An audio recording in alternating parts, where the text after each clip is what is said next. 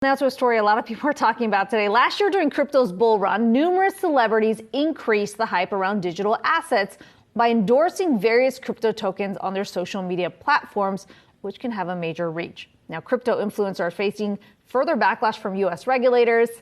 Yahoo Finance's David Hollerith has the details. David, we didn't even say the biggest influencer. We're talking about Kim Kardashian, right? I mean, there's a lot of questions about whether, in fact, the SEC is trying to make an example out of her, because if you look at that post that's in question, she did clearly mark it as an ad. Kiko, exactly. I mean, Kim Kardashian, just by her Instagram influence, she's something like the 9th to 7th most influential Instagram account in the world. On top of that, too, she's rated as having, by Embez, which is sort of an investor tooling website, she's rated to have the highest net worth celebrity associated business skims. So, she has an enormous presence in this regard. And, the ad in question is this Ethereum Max token endorsement, which came in June of last year.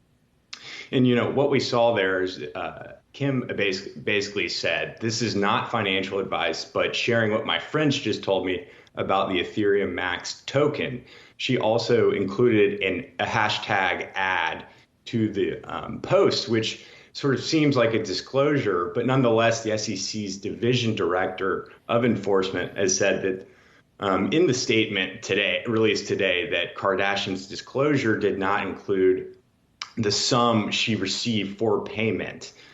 So I think that is clearly the pivoting point here, is that celebrities need to disclose upfront how much they're paid for an endorsement, and obviously whether or not they're paid for an endorsement. Well, so that's an interesting point, because David, if we pull up that post again that's in question, I mean, that's not how social media really works, right? I mean, I'm thinking about what what a lot of these influencers write about crypto, and then you'd have to have a disclosure about how much you got paid in addition to labeling it as an ad. I mean, how does this settlement, you think, change or actually affect influencers' role in this space if these are the requirements that are necessary? Yeah, I mean, I guess quick assessment is, Kardashian is banned for 3 years. And, I think if you just look at the crypto market in general, there might be a lot less hype for the next year to 2 years. So that kind of rhymes to me.